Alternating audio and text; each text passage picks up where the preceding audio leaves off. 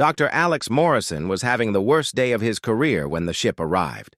The agricultural research station on Europa had just lost another month's worth of crop experiments to equipment failure, his grant funding was being cut, and his ex-wife had sent another message about missed alimony payments. He was seriously considering a career change when the massive vessel materialized in orbit around Jupiter, defying every known law of physics.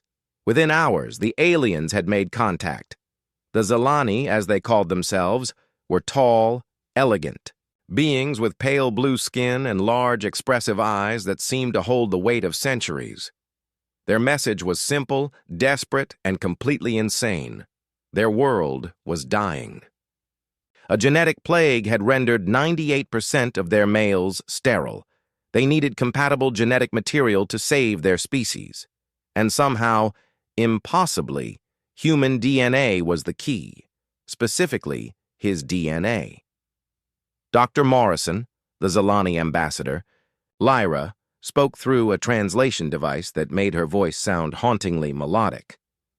Our scientists have analyzed the genetic profiles of your species.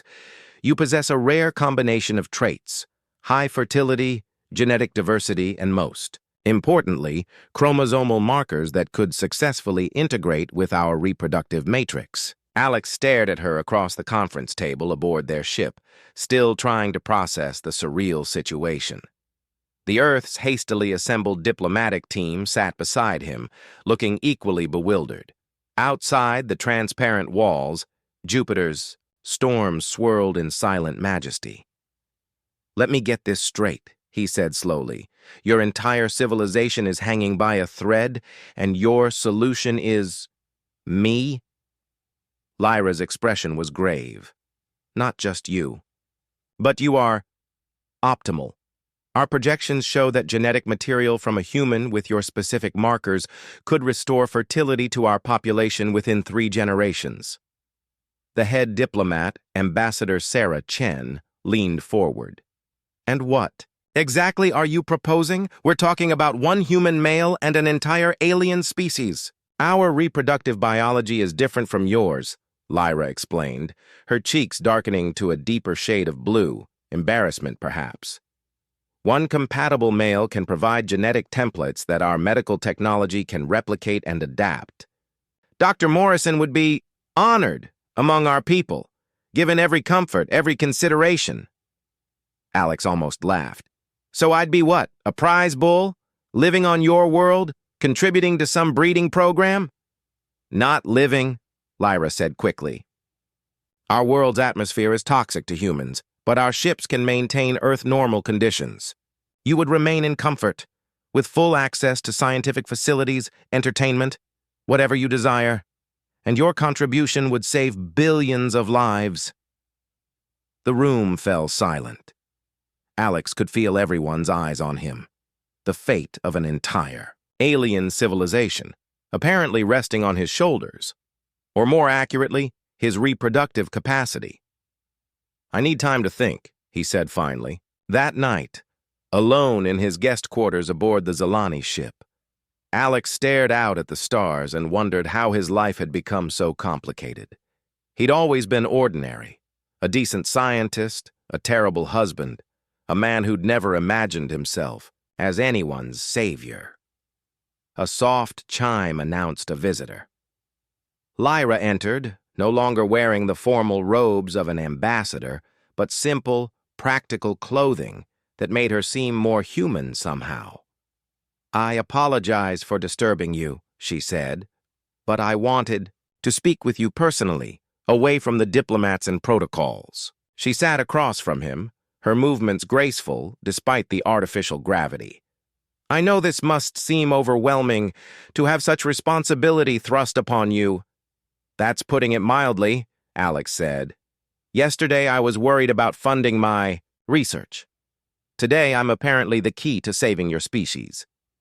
Lyra was quiet for a moment, her large eyes reflecting the starlight. "May I tell you something about my people?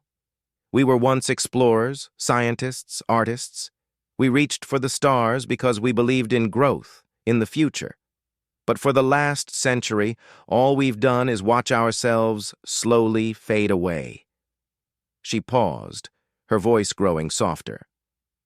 I have a daughter. She's 20 years old by your reckoning, brilliant and curious about everything, but she will likely never have children of her own. None of her generation will.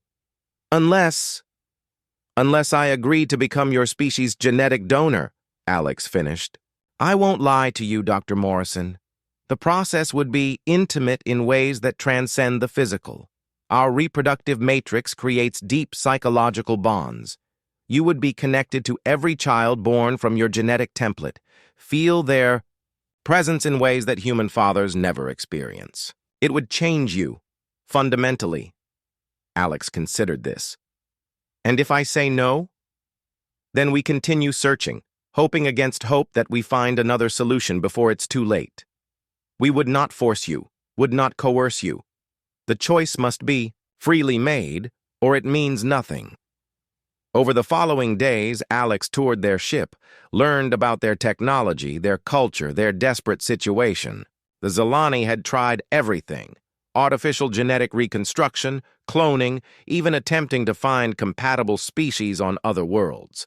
Only humans, with their chaotic, diverse genetics, offered hope. But it wasn't the science that convinced him. It was the children. The ship carried several young Zalani, the last generation that would ever be born unless something changed. They were curious about him, asking questions about Earth, about human customs.